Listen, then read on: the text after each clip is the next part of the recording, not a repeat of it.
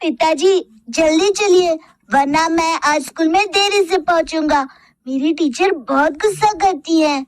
हाँ हाँ बेटा, अभी चलते हैं, बस 2 मिनट रुको।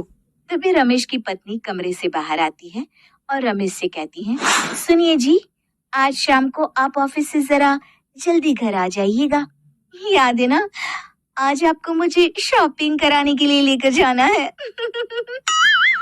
अरे भाग्यवान, इस महीने हाथ जरा तंग है। मेरी मानो तो शॉपिंग का विचार कुछ दिनों के लिए अपने दिमाग से निकाल ही दो। मैं तुम्हें अगले महीने पक्का शॉपिंग कराने ले जाऊंगा। अभी मुझे चलना चाहिए, वरना राजू को स्कूल पहुंचने में देर हो जाएगी। देखिए जी, अब आपके ये बहाने पुराने हो चुके हैं। मैं कुछ नहीं जानती। आज शाम को मुझे शॉपिंग करने जाना है, मतलब जाना है। आगे आपकी मर्जी। अच्छा ठीक है भाग्यवान, अब तुम पूरा घर सर पर मत उठाओ, मैं कुछ करता हूँ। इतना कहकर रमेश अपने बेटे राजू को लेकर वहां से चला जाता है। घर से निकलने के लिए रमेश जैसे ही अपनी मोटरसाइकिल शुरू करता है, तभी उसकी माँ उसे आवाज देकर कहती है, अरे रमेश, आज शाम को मुझे कुछ पैसे दे देना।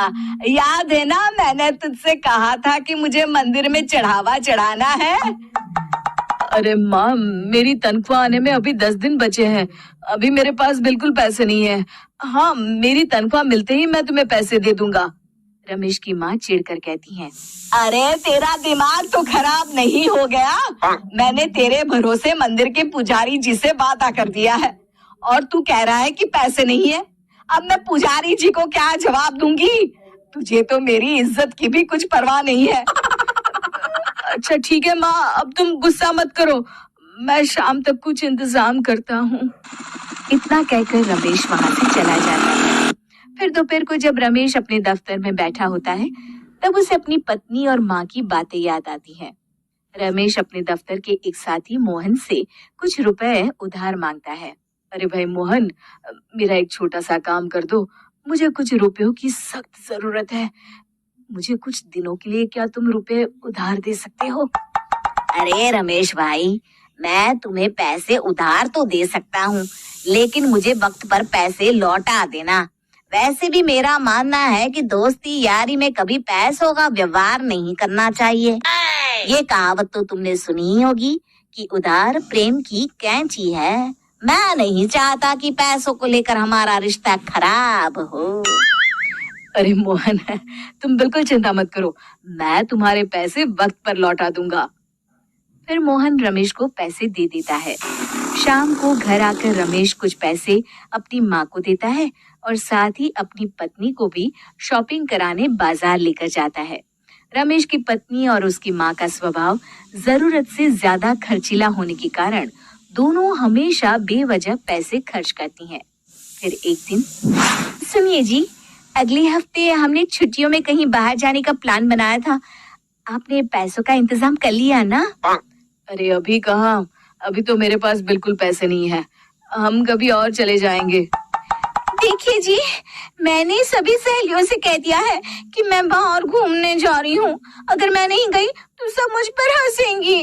आप कहीं से भी पैसों का इंतजाम कीजिए जी। इतना कहकर रमेश की पत्नी वहां से चली जाती है। वहीं दूसरी तरफ रमेश की माँ भी तीर्थ यात्रा जाने की जिद करती है और रमेश से पैसे मांगती है। फिर अगले दिन रमेश एक सेठ से पैसे उधार लेकर अपनी पत्नी और बेटे को घुमाने ले जाता है और अपनी माँ को भी तीर्थ यात्रा पर भेज देता है। लेकिन जैसे ही रमेश अपनी छुट्टियां बिताकर वापस आता है, कर्जदार उसका जीना मुश्किल कर देते हैं। इतना ज्यादा कर्ज एक साथ अपने ऊपर देख रमेश काफी परेशान रहने लगता है। फिर एक दिन राजू की स्कूल की फीस वक्त पर न भर पाने के कारण रमेश को स्कूल में बुलाया जाता है। स्कूल के प्रिंसिपल साहब रमेश को सख्त हिदायत देते हैं कि अगर वक्त पर स्कूल की फीस नहीं भरी गई तो उनके बेटे का नाम स्कूल से काट दिया जाएगा। अपने बेटे की स्कूल की फीस भरने के लिए रमेश अपने दोस्त गिरधारी से कुछ पैसे उधार ले लेता है और स्कूल की फीस भर देता है। रमेश की माँ और उसकी पत्नी खर्चे और घर की जिम्मेदारी संभालते संभालते धीरे धीरे रमेश पूरी तरह कर्ज में डूब जाता है। और तभी एक दिन दफ्तर में काम करते समय रमेश की तबीयत अचानक बिगड़ जाती है और वो बेहोश होकर गिर पड़ता है। उसे जल्दी से पास के एक अस्पताल में भर्ती कराया जाता है। रमेश के घर वालों को ये बात पता चल जाती है तो वे सभी अस्पताल पहुंचते हैं। अस्पताल के डॉक्टर साहब उन्हें बताते हैं, देखिए, देर रात तक जागने और जरूरत से ज्यादा काम करने की वजह से इन्हें चक्कर आ गया था। बेहतर यही होगा कि इन्हें कुछ दिनों के लिए पूरी तरह आराम करने दिया जाए। रमेश की हालत देखकर उसके बेटे राजू को बहुत गुस्सा आता है और वो अपनी दादी और माँ से कहता है, माँ, दादी, मैं इतना छोटा हूँ, फिर भी मैं इतना समझता हूँ कि पिताजी दिन रात दफ्तर में काम करके पैसे कमाते हैं। पिताजी अकेला पूरा घर संभालते हैं और आप दोनों अपने फिजूल के खर्चों के लिए उन पर दबाव डालते रहते हैं। आज पिताजी की हालत के जिम्मेदार तो आप दोनों हैं।